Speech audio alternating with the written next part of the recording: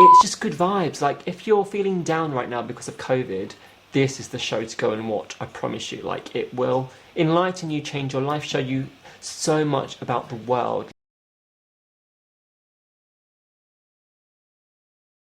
Hey guys, how are you going? And welcome back to the channel and a brand new video. So, this week we are reviewing Race Across the World. So, Race Across the World, come back for a second season, and this year the teams were racing from Mexico City, which is South America, all the way down to Ushuaia, which is also South America. It's about 40,000 miles or 25,000 kilometers in distance in terms of actually going there. So the way the show works, there are 5 teams at the start. So we have got a mother and son, we have got an uncle and nephew, we've got a brother and sister, we've got a married couple, and then we've got a couple that are dating each other. So 5 teams, they all set off. So there are going to be 8 checkpoints through the series. Basically the way that works is you get at the start of each checkpoint you get given the next checkpoint. So it might say you're going here, it might say you're going there. You then have to race there, and the object of the game is to be first. Whenever you're first, you get the opportunity to actually get a head start and potentially make a big gap in the race, and in the long run you could actually end up winning £25,000. So it's actually quite tricky, because what they do is they get given the amount it costs for a one-way ticket from Mexico City to Ushuaia. In this case it's just under £1,500, which seems like a lot of money, but it's going to take them about 2 months to get there. So that works out to about £20 a day if you're spending daily. But you can't do that because you've got things like buses you need to pay for, hostels, food, drinks. You need to survive in these 2 months. So that's all the money you get, that's it. You don't get a credit card, you don't get a smartphone, they take everything away from you. You have a map of the world, and you have a GPS tracker which helps you at each location. When you get to the next checkpoint, you get a message on your GPS tracker, and that will say, okay, you need to make your way to this hotel. They then have to make their way to that hotel, and that's the only communication they get. They have to do everything by themselves. They have to decide what routes they're going to go on, how they're going to get there, whether they're going to take a boat, a car, whether they're going to taxi, whether they're going to hitchhike. There's so many different ways they can get there. The only thing is they're not allowed to fly. So as the show goes on, it's over, so for us it's an 8-week period, but it is 2 months, so each checkpoint, each week is a checkpoint. So we go from one to another. And there are things that happen on the way which kind of damage the race slightly. So one checkpoint is moved because of a civil war in a certain country. Can't remember the details now.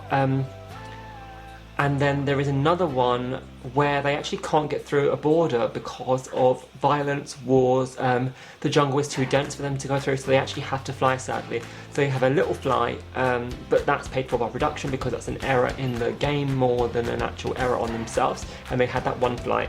So we've got people, so we've got Joe and Sam. They are a mother and son. Sam, they're adorable. Sam has got a slight version of ADHD, and he struggles with that. And you see throughout the race how he does struggle with it, but he improved so much, and he's such a nice person. His mum is so lovely. She's always given him too much money for food, and that actually impacted them, because on the final leg they couldn't do it. They ran out of money, they just didn't have enough money, so they had to pull out of the race, sadly, which was a shame because they were such a good team. You've then got Chantal and Michael. Now they started the race quite strong, actually. 3rd position on the second leg. I think they came 1st or 2nd on the first leg. But sadly Michael lost his money belt, so they had no money. They had about 30% of the money to go about 6 legs, which is going to be impossible. So they withdrew from the race at the second leg, which is a shame. But Jen and Rob, married couple, lovely. Rob has lost hearing kind of in one ear. He can still hear, but it is very kind of hit and miss.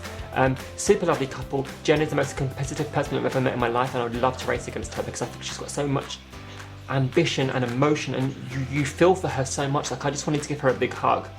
You've got Eamon and Jamil. They are uncle and nephew. Now, they haven't seen each other properly in about 10 years because Eamon left the family due to some issues. So this is kind of a reconnection for them. They actually start off the race not really liking each other, not really knowing much about each other. But as time goes on, they grow this amazing relationship, develop it, and they actually become really close, which I really, really love. Now, my favourite team.